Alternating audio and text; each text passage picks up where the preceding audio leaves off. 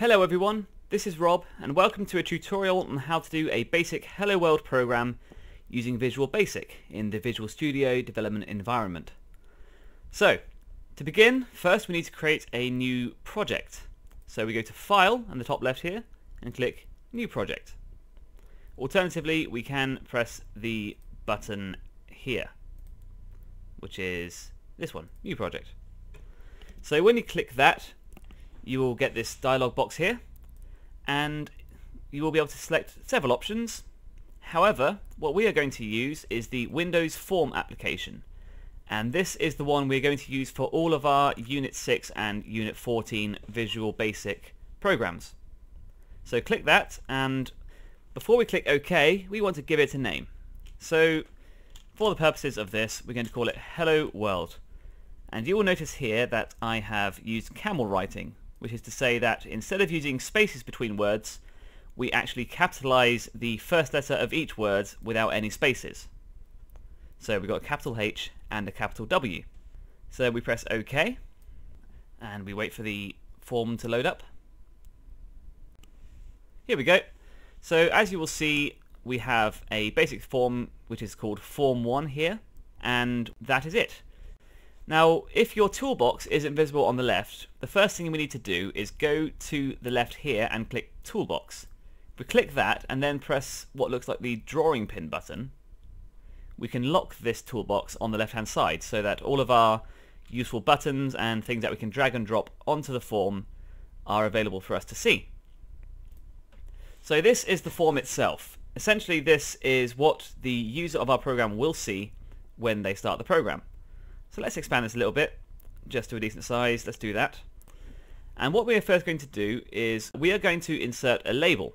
Now a label is essentially just a plain text box which we can change the text data in. So we have dragged and dropped this onto our form. And as you can see, it just says label 1, but we want to change that.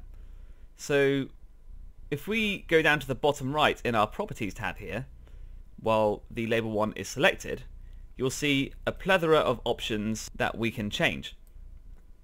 These are essentially all of the variables and other things that we can change about our label. So if we go near the bottom, you'll see text. Now if we click the arrow here, we'll be able to change the text that our label displays. So ours is going to say Hello World. And once we're done with that, we click it again and it becomes Hello World. By the way, if you press enter while you're in this mode, you can have different lines as you would in a typical word processor. So we can also have it saying, how are you? And we'll click the down arrow again and it changes. So as you can see up here, our text is saying, Hello World, how are you? Now this is a bit small, I think. So what we're going to do is we're going to scroll up a bit here to where it says font, and press this little arrow here to expand our font options. Let's increase the size of the text to font size 14, and we'll change bold to be true. And that makes it a lot clearer. And I think what we can also do is change the alignment of the text, because as you can see, it's aligned to the left. We want it to be nice and center aligned. So if we go back down to the bottom of our properties tab here, you will see there's a thing called text align. And if we click the down arrow, we can select one of the options. I'm going to choose the middle option, which means it is centered both horizontally and vertically. And there you see it, the Hello World shifted across to be in the middle of the text box, or the label rather. And just for sake of being good programmers, we're going to change the name of our label, and it's not going to be called label 1. We're going to call it Hello Label. And again, we've used the idea of camel writing. So we've got the capital L for label. And we press enter, and that is now the new name of our label. So this means that whenever we want to reference this label in code, we will reference Hello Label, not label 1. This is a good idea because if we have several labels, they'll start getting names like label 1, label 2, label 3, and it will start becoming very unclear what the labels are referring to. So if we have one called Hello Label, we know that this is the label saying Hello World. So what we want now is a button. And once again, we're going to drag and drop this onto the form, and you will see that if we move over to the left hand side of our label, we get this blue line indicating that we are aligning the left of the button with the left hand side of the label. So we'll do that, and we're also going to extend this so that it also aligns with the right hand side of the label. See, that looks nice. We'll also make the button a bit bigger height wise. Now this button, as with the label, has the default name of button 1. So let's change this to hello button.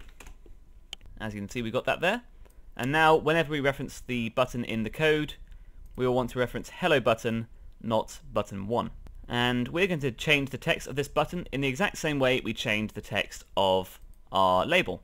So we go here, we'll click this arrow, and we'll change this to say hello, question mark. We'll press the down arrow again, and that has now changed to hello. And once again, we're going to go to our font, click the drop down arrow, and we'll make the size of this 14 with the bold being set to true. So that's nice and clear that this is our button that we want to click. However, this button will not do anything yet when we click it. So what we need to do is to first click our label, because what we're going to do is make it so the label is invisible until we click the button. So first of all, we want to go down to the visible option right at the bottom of the properties tab and set visible to false. And although we can still see it here, this will be invisible when we start running the form. In fact, let's run it now just to demonstrate this. So if we go to the play button up here, or press F5, we will run our form program. And as you can see, we cannot see the label as it shows in the background here, nothing there. And also our hello button, although it does the clicking animation, it does nothing. So we'll close that, and that will bring us back to the Hello World form creating program as we saw before. And now we're going to add some functionality to our button.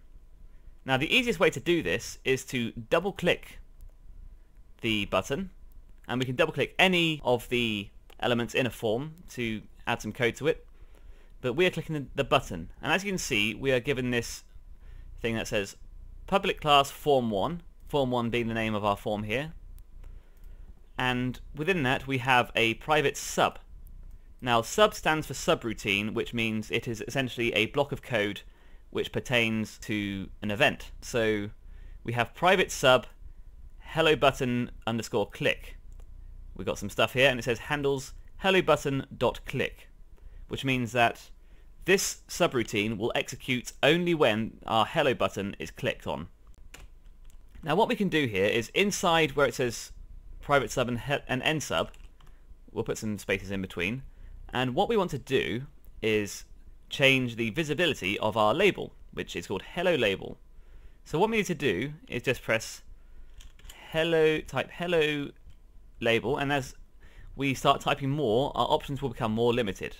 Now hello label is our label here, so we can just click that, and we can press dot to change a property of our hello label. So we want to start typing visible, and as you can see it goes straight to visible here, visible. So now you see we have hello label dot visible, and now we just want to set that to equals true. So what we are saying is we are taking the hello label and we put dot and then we put visible. So the dot visible means that we are taking a property of the hello label, which is visible, and then we are just making the value of this true. And that is it. And then we need to press start debugging.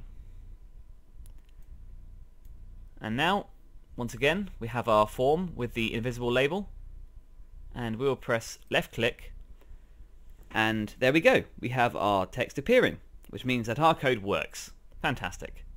There are also other things you can do with this. There are many properties you can change with hello label. So let's have a look. Hello label dot, let's see, what have we got? Font color, for color. equals... What should we make it? Should we make it... Let's make it... maroon, why not? Again, if you press equals, it has shown us a list of options that we could choose from. And now what should happen is the colour of our label should change to be maroon. So let's try that. Hello. And as you can see, the text on our label has changed to maroon. That concludes this tutorial, but I think it would be a good idea for you to try and just experiment with the different property changes on the label. So try other things like changing the background colour of the label, or change the font size, things like that. See what you can do. Because the more you experiment and try out things with your programming, the better you will become and the greater your understanding of programming will become. So I hope this has been a useful tutorial to you guys, and good luck with your studies.